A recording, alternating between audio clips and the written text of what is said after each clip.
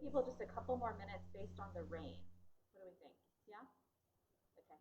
My festival organizers are giving me a thumbs up. So I'm going to wait just a couple more minutes and see if we get any more guests.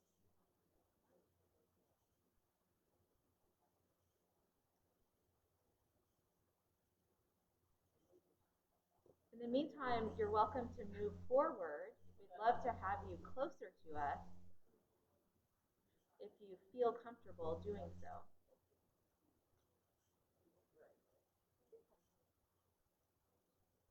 I heard talk earlier about the front row. It's not scary. I promise. Yes, it is. No.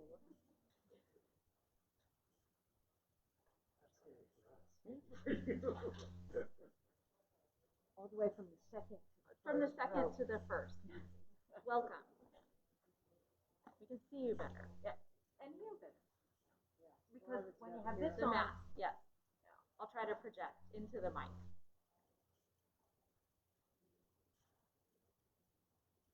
See, I like your necklace. I couldn't see it in the second row. Now I see it in the front row. I bet all of you have wonderful accessories that I can't see in the third and fourth and the fifth row. We can also have the mask off, as in see who has the best mask. Has anyone seen, oh no, that happened at a live event. Oh, another live event last week. There was a woman wearing one of those masks that has a smile, an exaggerated smile with the teeth out. Oh, like it's a just Joker? terrifying. Oh my gosh. But a real topic of conversation. We'll just say that. Do we have more takers now that the second row is open? I love it. I love it.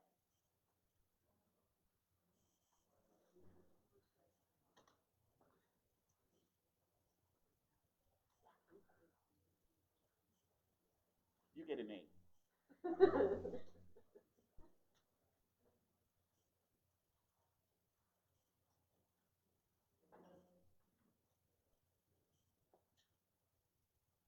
All right, well,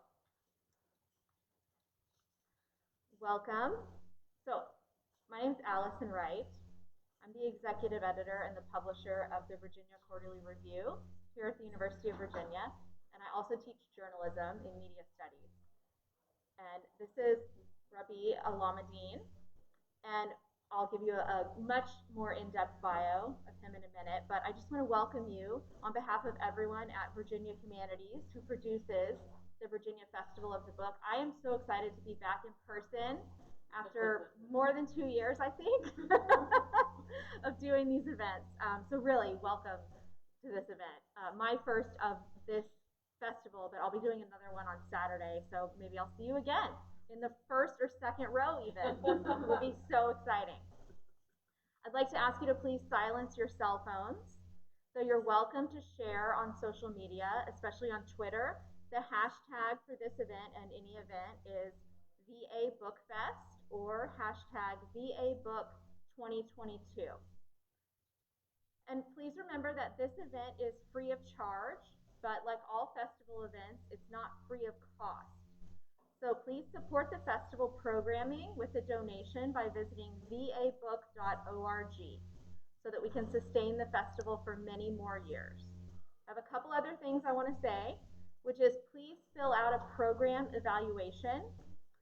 You can complete it online, again, at vabook.org, or this year there's a QR code on the back of your program. I saw some of you looking at programs earlier. There's a QR code on the back of that program. And just open your phone's camera. I think a lot of us are used to this now because of the pandemic, right? There's a QR code. Just put your camera app over that, hold it over the code, and a little link should pop up. You can fill out your evaluation that way after the event. And then the masks, which we were laughing about earlier. You all have lovely masks on, no scary faces on your masks, just your beautiful faces. Please keep them on the whole time, just out of an abundance of caution. We have both taken rapid tests immediately before this, and they came back negative. And then finally, I'm going to reiterate this throughout, but there are book sales. All of Rabih's books are available, or at least a majority of them that I can see, but especially the one we'll be talking about today, whose cover I have removed because I do that with all of my hardback books so that I can, tear them apart and do things like this because I'm a reader and a book lover. They're all available for sale, and I really encourage you to support our independent bookstores and the festival, and especially our authors, by purchasing the books if you can, or checking them out of the library, requesting them at your local library, doing anything you can to support the authors. And I will ask for questions from the audience in a little bit, so please think about any questions that you have as we start this conversation and continue. It is such a pleasure to introduce Rabih Alameddine, who is the author of a story collection and 6 novels, and hopefully will tell us if there's anything new in the works later. Those novels include An Unnecessary Woman, which was nominated for the National Book Award for Fiction, was a finalist for the National Book Critics Circle Award, and won the California Book Award's Gold Medal for Fiction. Also, The Angel of History won the Arab American Book Award. I think that was the second book to win that award. It also won the Lambda Literary Award for Gay Fiction. The Wrong End of the Telescope has been shortlisted for the 2022 PEN Faulkner Award for Fiction, and I'm sure many more accolades to come for this book. He is also the recipient of a Guggenheim Fellowship and the Dos Passos Prize, among many other honors, too many to list here. And he is currently, our students are so lucky, the Kapnick Foundation Distinguished Writer in Residence here at UVA. Please help me welcome Rabih Alameddine. Thank you. I would love to start with maybe a little excerpt from this novel. Sure. We'll pretend that we haven't talked about this before. You want me to read?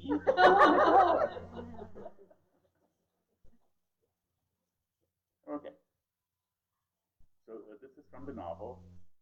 It's self-explanatory. I'll pretend I'm drinking. Sumaya and her family rode the bus while Emma, Rodrigo, and I followed in the car.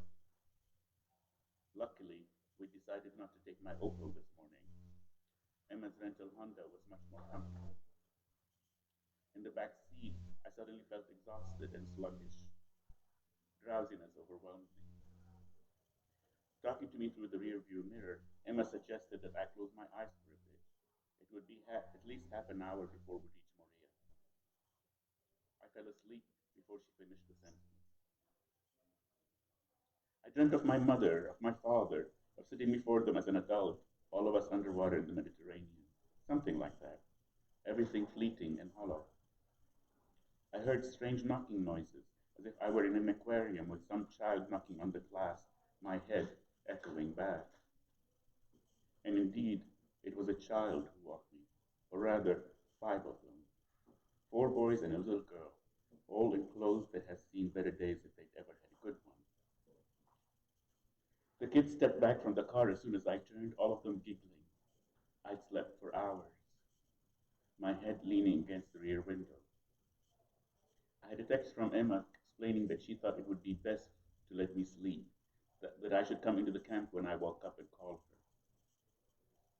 her. I stretched my arms, used the car's roof as support, which made the children laugh louder. I got out of the car, asking them in Arabic if there was something wrong or if they found me generally amusing. The eldest boy, no more than 11, clad in a multi-darn sweater, explained that I was snoring loudly. He could hear my snoring through the car window, he said, but not his friend and lieutenant, pointing to a younger boy because his ears were filthy. His ears had so much dirt, the eldest boy said, that you could grow wheat in them and make bread. The other boy, whose ears did not seem any dirtier than the rest, was not amused. The children asked me where I was from, then introduced themselves. The leader, his lieutenant, and another boy were from the Aleppo area. The 4th boy was all the way from Pakistan and didn't speak Arabic, but he was fun nonetheless. And the blonde girl, clad in strident colors, was from Iraq and didn't say much because she was shy. But she had to be in the club because the leader's mother would beat him up if he didn't allow girls. And what did their club do? Well, it was formed only this morning, so that their objectives were not entirely clear yet. But the main reason for the club's existence was mischief making, as in his mother had told him to take his friends and make trouble for other people, not her, if he knew what was best for him. And of course he knew. Could they take me into the camp to meet my friend? Of course they could. And not only that, they would explain things to me since I was obviously knew that it was going to cost me. No, not money, but a whole chocolate bar. Or two, since there were 5 of them. And of course they knew I didn't have chocolate on me. I didn't even have a purse. But I could buy candy at one of the cantinas over there, the boys said. The big one facing the gate had the best chocolate. The owners had given them 2 bars that morning for picking up all the paper cups and putting them in a garbage bag. Have I ever had coffee out of a paper cup? And it was hours ago since they had their chocolate, and there were 5 of them, and it was only 2 bars, and they could tell me all kinds of things about Moria. The camp to my right, not the city in the Lord of the Rings. But they could explain the movie to me if I wanted to, so I could buy them chocolate bars. Of course I should. Cars and vans were parked bumper to bumper on both sides of the narrow road. The Iraqi girl took my hand in hers. I thought she was following the universal edict of hand-holding when crossing the street, but then one of the boys grabbed my other hand. They were escorting me across, guides safaring me through the frightening savannah, making sure I wouldn't be attacked by a feral car. We passed a couple of wobbly snack trucks parked along the road. The boys called them cantinas. Apparently, there were gypsies the day before, selling new and used clothing out of the back of a truck like nothing else. We had to move around the numerous cantina patrons, primarily Syrians as far as I could tell, but at least 2 African men and 1 South Asian, almost all smoking and drinking coffee. Quite a number of them were charging their cell phones. The cantina sold everything in the world. The cantina sold everything anyone in the world could ever want, the boys explained. Did I need a phone, a SIM card, coffee, sugar, a sandwich, a foul-tasting banana ice cream, a much too expensive soccer ball, a messy t-shirt, anything my heart desires. And chocolate bars, I said. I bought them 5. I had to.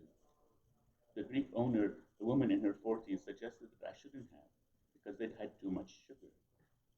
She'd given them each a bar that morning free of charge, after which they began to persuade customers to buy them more.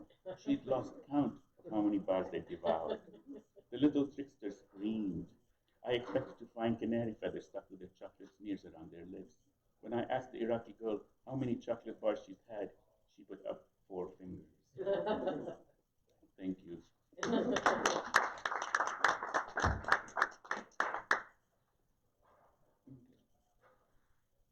Thank you. So that is, because you chose to read that selection, I'm going to go straight into this question about the comedy in your book, because it's a book about the humanitarian crisis that is the vast number of refugees in the world, whether they're climate refugees, conflict refugees, political refugees, right? All of these types of refugees that we find ourselves confronted with at the borders.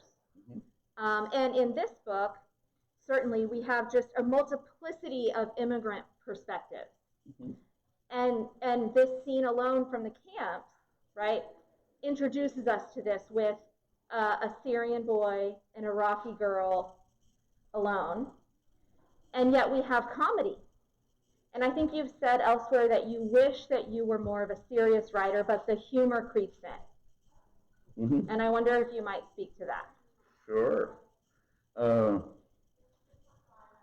Again, I come from Lebanon, where making fun of everything is a national pastime. But it's more than that. I mean, it's been my experience that, like during the Civil War, when bombs were falling all over the place and people were being shot, the only sort of thing that people could get to is humor. and you'll see it in every war zone. I bet you that the greatest jokes right now are being told in Ukraine. It never fails. I have a Bosnian friend who had the best jokes during the war. But it was also the same during the AIDS crisis. It's sad, but we have to go to, it's the only thing we had to fight against. It's gallows humor, if you want to call it. But at the same time, it's not. It serves a purpose. How do I get people to let down their defenses? Lots of writers do different things. Because one of the worst things I think about writing and reading books is the ability of books to actually make it, to allow us to escape as opposed to actually feel something. And there's nothing wrong with escapism. I'm a big proponent. I love, the Avengers. The best. But again, this is not literature. And no offense, like I said, I love it. But for literature to work, it has to be able to break the wall between the book and the reader. And, it's like we could all read a book. If I was to write a straightforward refugee stories with all these just horrible things happening, it might be a good book. And people will go like, oh, this is so sad, and this is so amazing. And they'll go on with their life. Not that this can do something else, but it tries to penetrate that wall that we put in that sort of defends us against feeling and defends us against seeing something. One of the ways that I do it is through humor. Like you're laughing, and then there's a gut punch somewhere. But different writers do it different ways. So it's just the other and more important thing is that I just have not been able to tell a straight story in my life. Well, you're writing the full humanity of a person, yes, right? Yes.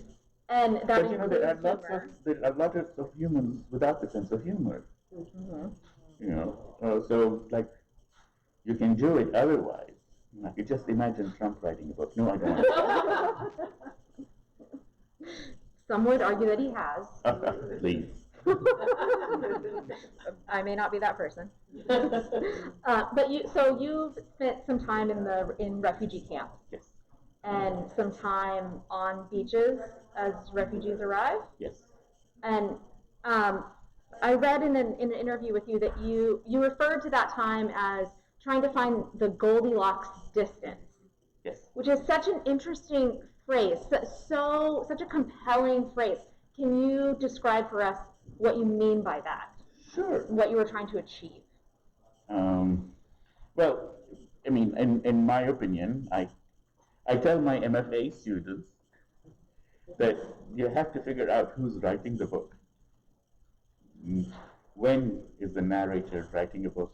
Even if it's nonfiction. Who's writing? When are you writing? And what time one is writing? The trouble with writing and with life in general is to be able to have the right distance in different situations. Like there are situations we all do them naturally.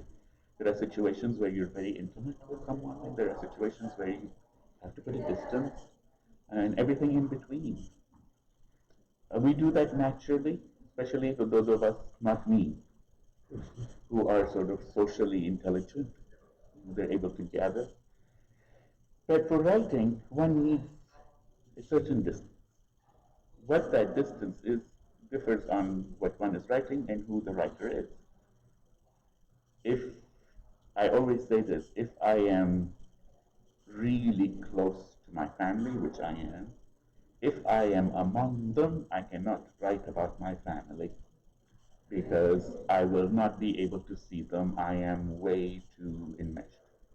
If I'm all the way over here and they're all the way in Lebanon, I cannot write about my family because I do not see them. So what is the correct distance, both physically and emotionally, that one can write about? I call that the Goldilocks distance. With this book in particular, there were a lot of problems because, I have, there's no surprise to people who know me. I have issues, a lot of issues. So I had worked with refugees for about 5 years beforehand, and I talked to refugees. And then I went to Lesbos, and I assumed, I'm experienced, I'm fabulous, all this, I'd be just able to sit down, come in and help. And I wasn't able to. I had what some would say a nervous breakdown. But this was after working for a long time, and I couldn't figure out what was going on. And the worst part was I was trying to write about it, and everything that I wrote was shit. How did you know that it was shit? Oh, I know. They pay me to know. And I tried writing many things, and it didn't work. Actually, our mutual friend, John Freeman, forced me to write an essay, and I did. I didn't particularly like it, but, it made best an essay. Then he did it again with another book. Anyway, I hated everything. Everything was just wrong. I couldn't see it. I was too enmeshed. I was too involved with the refugees, particularly in Lesbos, and because I wasn't able to distance myself enough, and I couldn't figure it out. I was working on this other short story with Mina, the narrator, and it was a completely different story, completely different.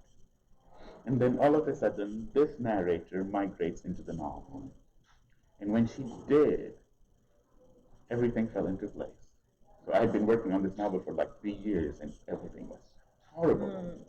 She moves in, it works, because she had the right distance, or at least in my mind, she had the right distance. I made her a surgeon, and so she, in my mind, surgeons are able to go to see all the, psychological problems, but work through them anyway. Whereas writers are just a little too self-involved. Any surgeons in the audience? No, just writers.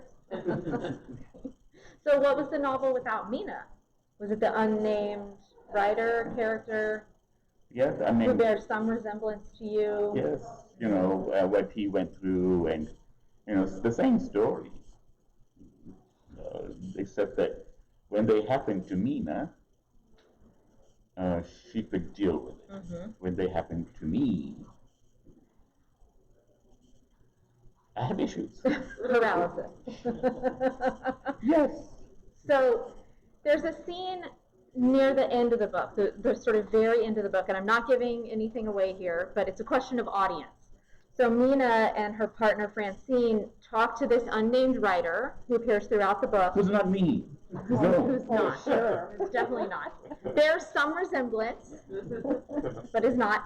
But they talk about writing a story for a suburban American couple, right? But it brings up this issue of audience. How do you write a story about refugees and make it palatable, if that's what you want to do, for a, we'll say, white Western audience?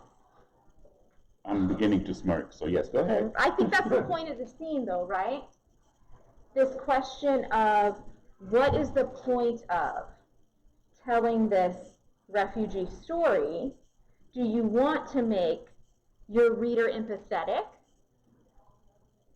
Do you want to be a writer that a Western audience, do you want to appeal to a Western audience? Do you want to appeal to a Lebanese audience?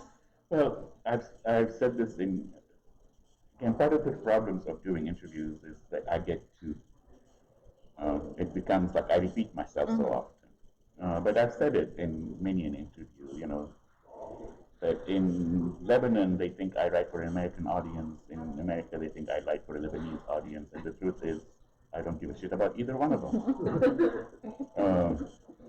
And when you say, who's your ideal reader, I've said it many times, fuck the reader.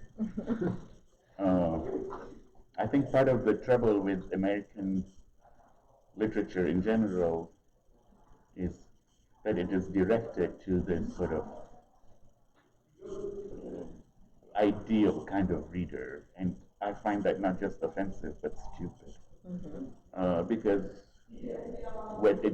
usually what is directed at is the people who read the same thing over and over and over and over again, and that's what I'm talking about with how do you break through? Because if you're reading a book about, like everything these days, we have sort of the same story, but this time it's held in Mexico City and they're eating chalupas, and then this one is they're held in Greece and they're eating spanakopita, and this one, and it's the same fucking story over and over and over and over. And people like that because it's comfortable and familiar. I don't like comfort, and I hate familiar. So I don't think about a reader. The trouble is that I also do, because I also want not people to read me, but to people to have a sort of deeper understanding of the refugee situation, of novels in general, of literature as we know it, etc., etc. The thing that's important, and I'm realizing it as I age, that those who will get it, and those who won't. So why the fuck should I worry about, who my reader is? That's the nice me. Wait till you meet the really bitchy me.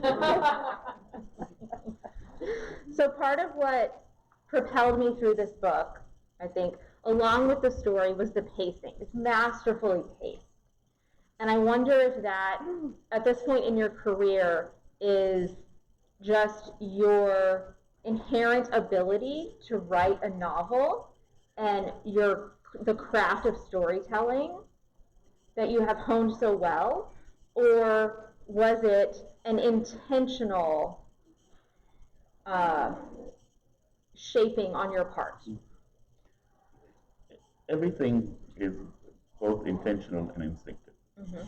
I rely on instinct a lot, but I was lucky in that I was born in Lebanese, and we're a culture of storytellers.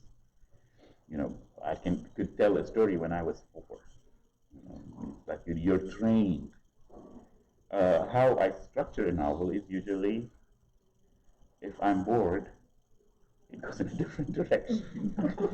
So that's basically, it's instinct, how to pace something. I've written slow-paced novels, I've written fast-paced novels, I've written big novels and small novels.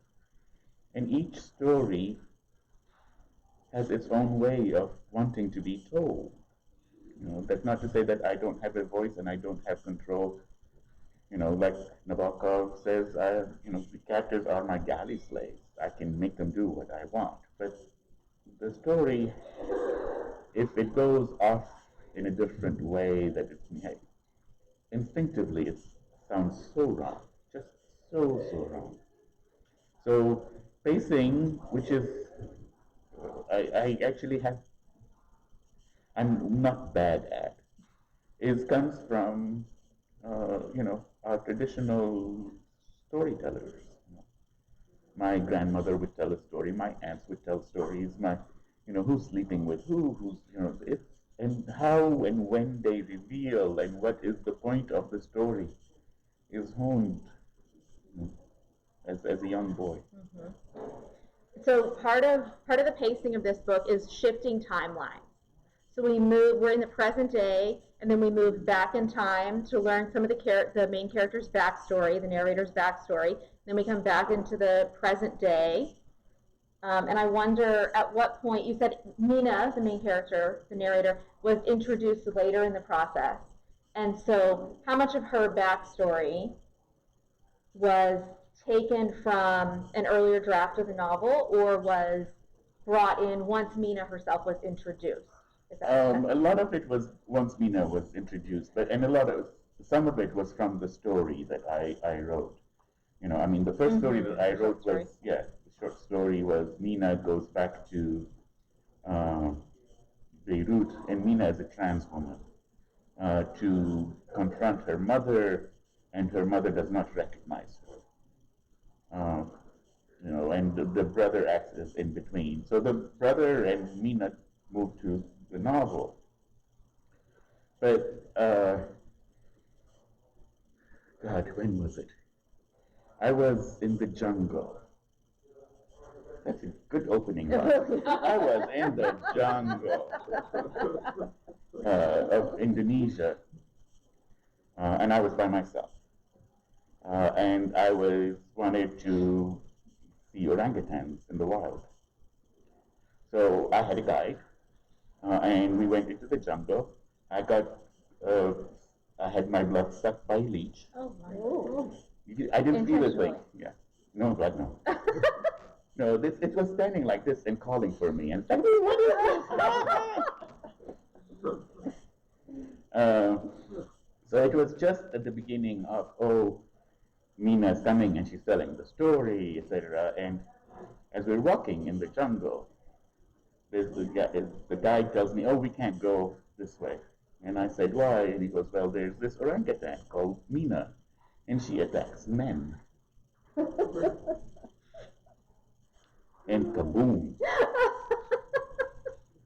It's like I figured out Mina, the whole story of her relationship with, Jennifer, and then the whole thing of coming to terms with this orangutan who attacks men but does not attack Mina. And so the story falls together, which again, I could talk about this easily. I was interviewing Olga Tokarczuk the other day. She's a goddess. And she writes about, I can't remember what it is in Latin, but something about the world helps you. So mundus or ayuda mendis mundis, can't remember. But that everything seems to fall into place at one point during the novel where, you might even be at a party and you're bored and you get to the bookshelf and you pick up a book and you open it and it's exactly what you need to read for your novel. And that happens, and it happens to me with every single novel, where at one point everything fits into place. But unlike her, she thinks it's a psychological condition. I told her that I don't believe in God, but I believe in her hand.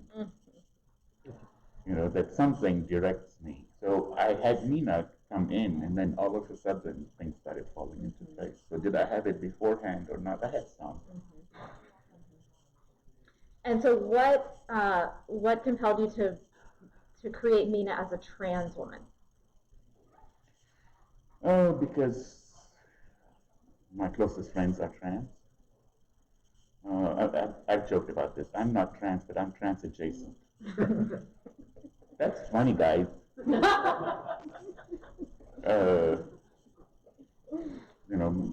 Most of my friends are trans. I was interested in the whole idea of, immigrants, refugees and immigrants and all that, having to reinvent oneself, to put, in some ways, very certain things consciously.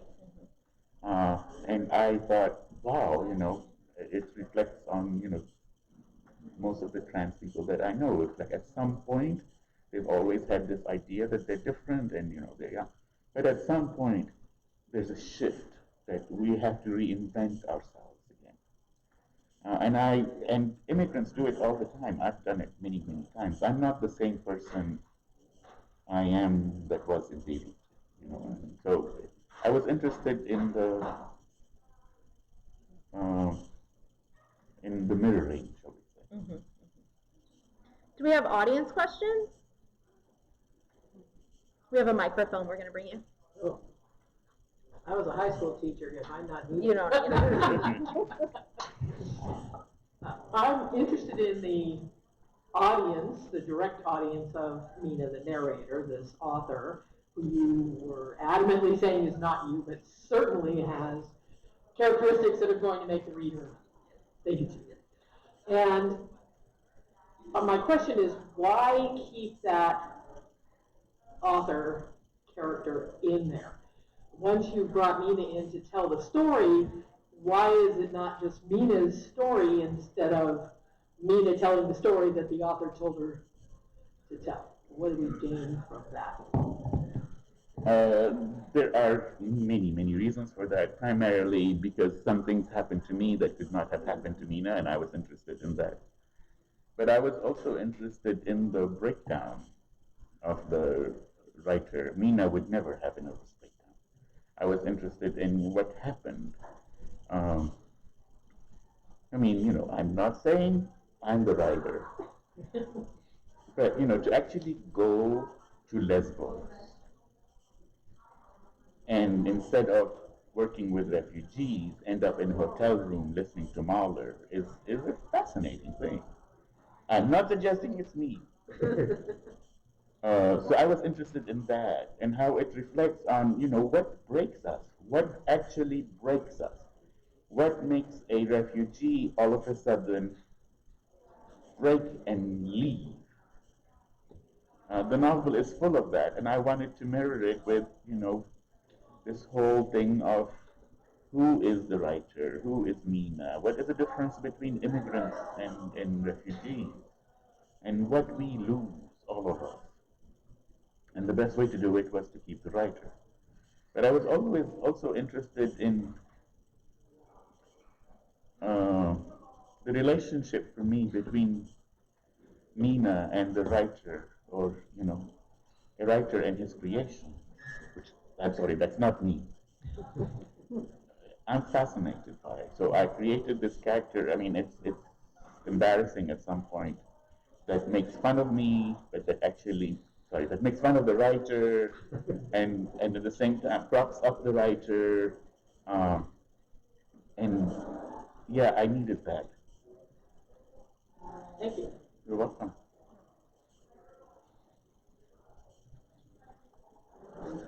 Thank you. Allison mentioned that you go back and forth in time in this novel.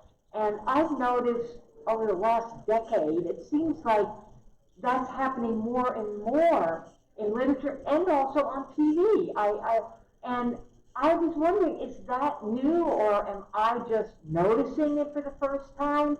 And if it is new, what's that all about when all of a sudden something new happens and people, They're all copying me.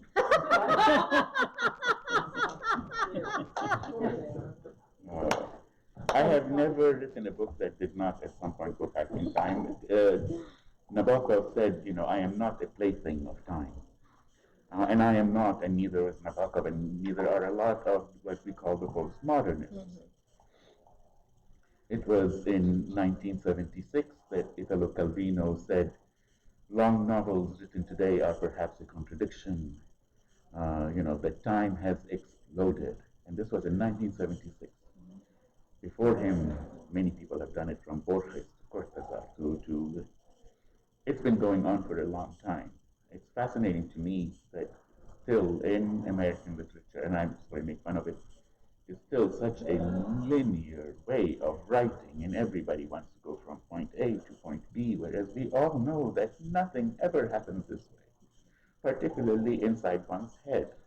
So that a linear story is in many ways, as lovely as some of the great stories of our time, they're regressive.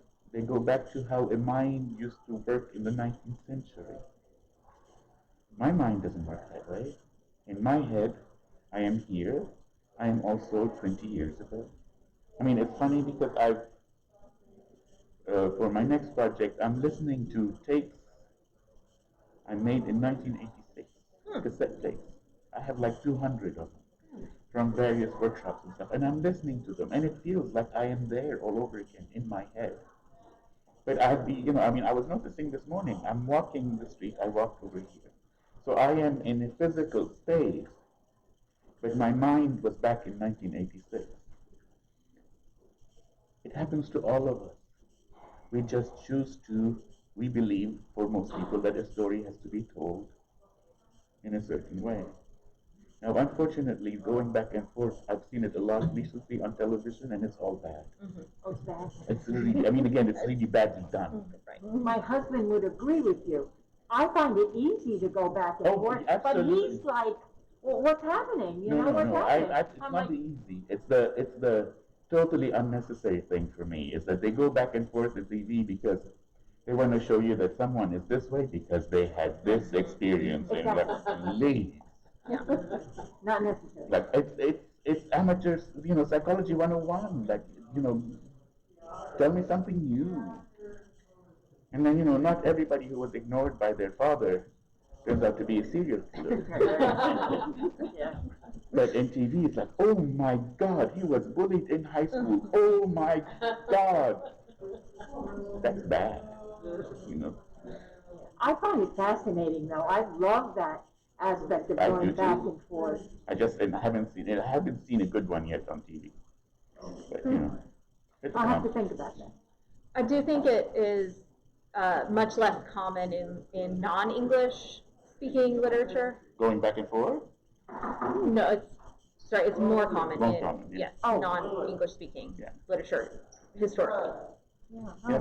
So if you read literature and translation, for instance, you might see more of it. And now that American and British publishing is more, not enough, but more welcoming to writers for whom English was not their first language, we see more of it here.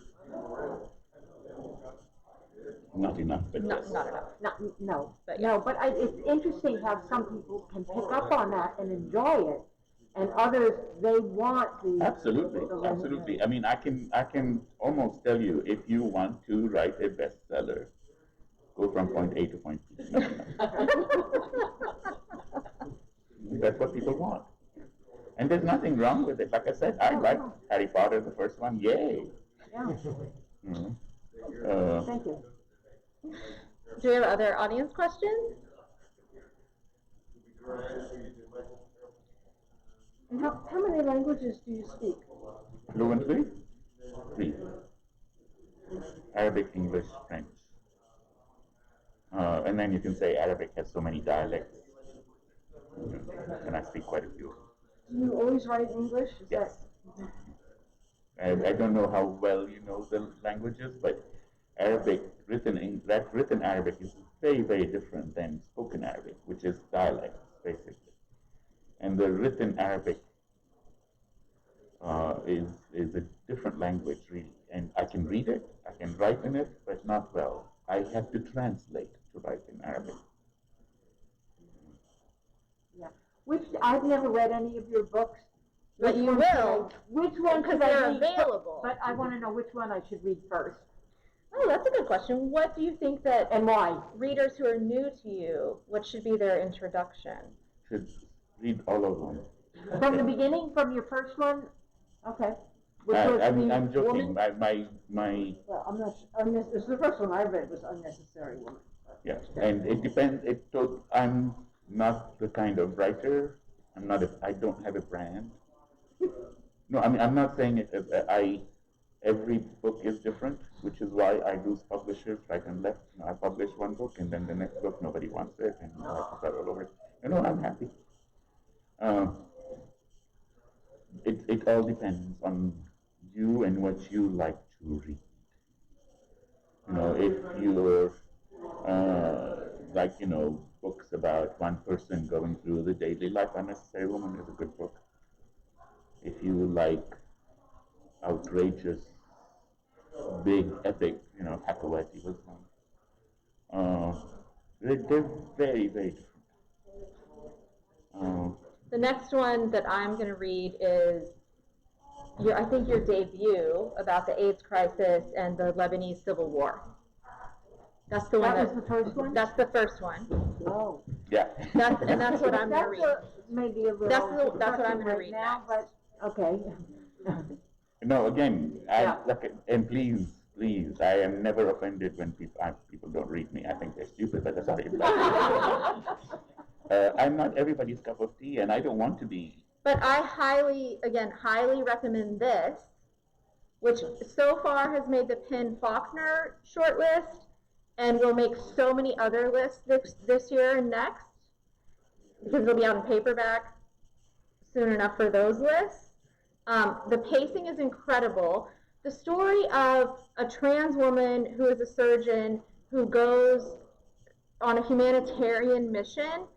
Her trans identity is important for the story, but it is ordinary.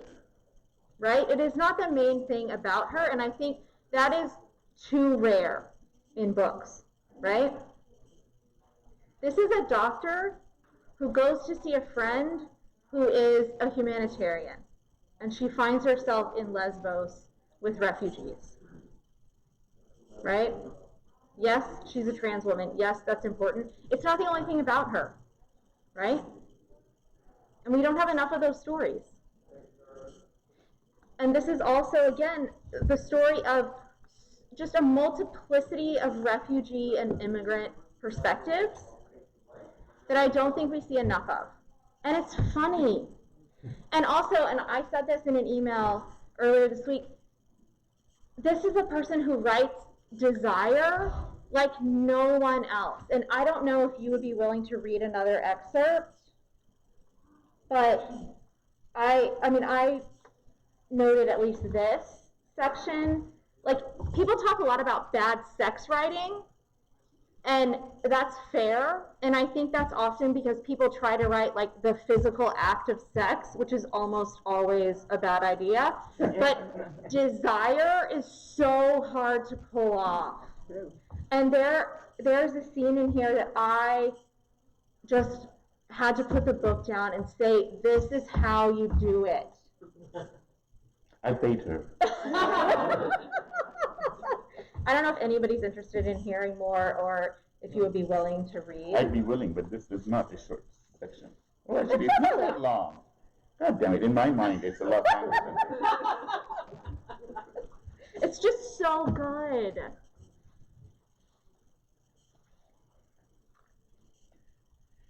You know, our anniversary is not the date of our wedding. We've had 3 of those. 2 ceremonial, and 1 recognized by the state. It's not when we first met, and it's not our first date or our first assignation, which was the day after. Our anniversary, January 6, 1986, is the date of the dance. Francine was 2 years ahead of me in medical school, and I'd seen her around. She'd be hard to miss. You told her once that she was the most beautiful woman you'd ever seen, so you can imagine the effect she had on me when we were both still young. That face, those shrewd eyes, full lips I wanted to love bite, the sensuousness, skin the color of dark umber. I remember seeing her once in sea green linen in the library trying to read papers while prone on a scabrous sofa. Drained, pages falling to the floor as she dozed. She'd pick them up one by one, arrange them in order, and they would slip once again when her eyes closed. I fell hard before we exchanged one word. Even then, she had those eyes that could see both angels and demons, I thought. I thought here was a woman who found everything surprising and nothing shocking. Of course I fell. She was what I wanted to be and what I wanted. I was at the height of my awkwardness at the time. Jennifer, the woman I'd mistakenly thought I was going to spend the rest of my life with, had left me 9 months earlier. I was going through a phase of thinking no woman would ever want me again. I was beginning to wear a new body, trying it out, shedding what I had been, leaving it behind like old snakeskin on a riverbank, while I tried not to drown. Tried to come out of the water as who I was and what I truly cared about, allowing myself to be seen for the first time. And there was Francine, seeming to know who she was, what she wanted, ever natural and assured. How could I not be enthralled? One of the school's administrators held a party of some sort, probably some occasion, but it felt as if the event's primary purpose was to show off her Cambridge craftsman house. Around a table laden with cheap, barely edible buffet, soft drinks in liter bottles, inexpensive wine in even bigger ones, fan paper napkins in various colors, we milled about, doctors, professors, students, pretending to be interested in whatever someone was saying, feeling sorry for ourselves, or at least I was. I couldn't muster enough pleasantness for the inane chatter. I reminded myself this was the kind of awkward evening that turned into a night of insomnia if I was not careful. I was about to leave when I noticed Francine in the middle of the living room, by herself, a paper plate in one hand. She held up a piece of cheese in the other, floppy and yellowed.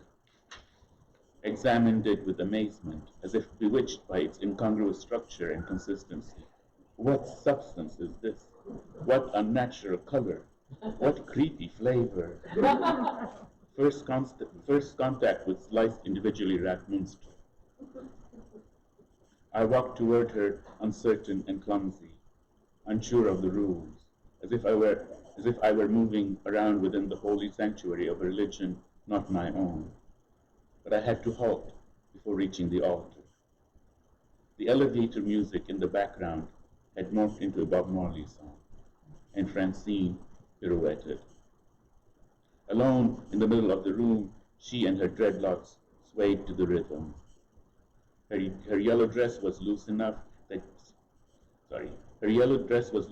it seemed to move a moment after she did, except at the hips, where the belt kept a perfect beat. The skin of her delicious arms soaked up the bad lighting and reflected the divine glow, a corporeal luster. She didn't give up her plate, dwelling with it as if with an intimate, the dervish waitress. The hostess followed her example. She too began to dance. She dragged a man out to be her partner. A few others joined. Bless your soul, Bob Marley, savior of bad parties everywhere. We had ourselves a dance floor. Next to Francine, everyone was a pale corpse, the dancing dead. At least 3 men tried to dance with her. One tried to mimic her movements, looking foolish. Another tried to bump hips. The third danced with both hands hooked into his back pockets. And she gracefully slid away, spun into her own world. She danced as if she was exploring her body in space. You can see that this is her people's music, one of the doctors said to another. She was born to reggae. She is Haitian, I said, laughing nervously. Not the same thing at all. I could not remain next to these doctors. I left my spot, their conversation fading like the sound of a freeway at a distance. I found myself circling the makeshift dance floor, hypnotized almost, unthinking, sleepwalking in a way. My eyes not leaving her. A small citrine stone bounced on its chain between her breasts, calling to me. Come, it said, lick me. A bead of sweat formed on her forehead like a pearl, and I found myself dancing. Not with her, not at first. I too began to explore my body in space, my new body, its shape and how it moved, the curves of my lines. These are what we call breasts. These are my arms. I introduced myself to its new odors. No woman, no cry, but this woman was dancing. Francine decided to join me. We moved together, 2 solitudes in sync, following a beat. I knew that I would belong to her, that I would do anything for her. When she began to look at her plate in the middle of the dance floor, she picked an apple slice, a red one, brought it close to my face. I opened my mouth. Her pinky and ring finger caressed my cheek. Her thumb and forefinger placed the fruit on my tongue, and it exploded in my mouth. Not with taste, mind you, but with possibility.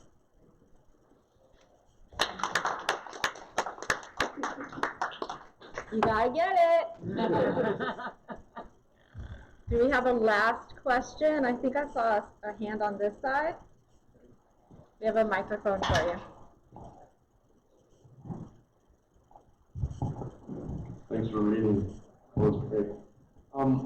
I'm teaching a non-Western lit class, and we're reading literature from Lebanon and Egypt and the Middle East, in addition to Russia and China. And I just wondered if you had any thoughts about your own writing in terms of traditions that you're pulling on. I know that you mentioned Arabic as a language you're deeply familiar with, but I just wondered in terms of literary tradition, are you pulling from Western tradition, or are you pulling from the literature of the North African or Middle Eastern areas consciously?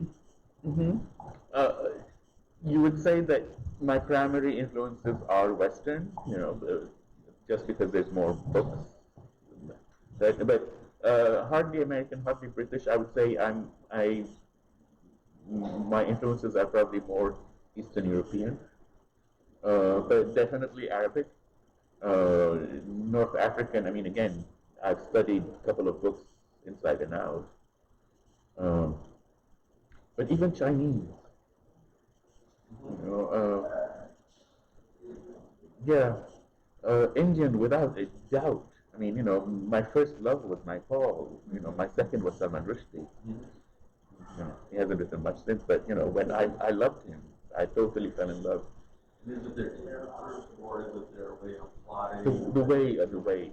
I mean, there are many, many influences. Nepal, I was in public school in England. The war was back home. I was 16. I was all alone, and everybody calling me names and stuff. And I come across Nepal, the house where Mr. Biss was. Now, in terms of writing, it is very, very Western. I mean, you know where he comes from. But it was the first time I read a book where, as I call them, third worlders were the protagonists. They weren't the maids. They weren't, second. I cannot tell you how stunned I was. That to have a story that is primarily about third worlders, and that their life was just as important and just as beautiful. I began to realize that, my story was valid. So yes, but again, and on the other hand, Midnight's Children just blew me away. I could go over all the sort of Chinese writers, again, it's fascinating to me who breaks molds and who tells great stories but stays within. I've written about it many, many times. But Tayyib Saleh's journey to the Northwest, I can't remember the name, season of Journey to the North, which was a response to Conrad's Heart of Darkness. It was a stunning, stunning, stunning book. I mean, it is amazing. The trouble, I mean, it's not trouble. It's just, it was written in response to Conrad. So it is, you could see the influence on Conrad. And he takes the completely other side. So it is influential in terms of content, but not in terms of how. And that's a biggie. South Americans, my God.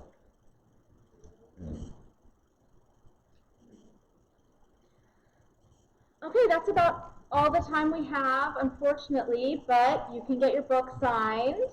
So the books are over there. Greg, is it Greg? So they should just pick up a book, get it signed, but then check out downstairs. Okay. All right, thank you, everybody. Thank you so much for coming. Remember, your evaluations are via the QR code on the back of your program or online at vabook.org. Oh, would you find out? Meet you. Can I jump the line?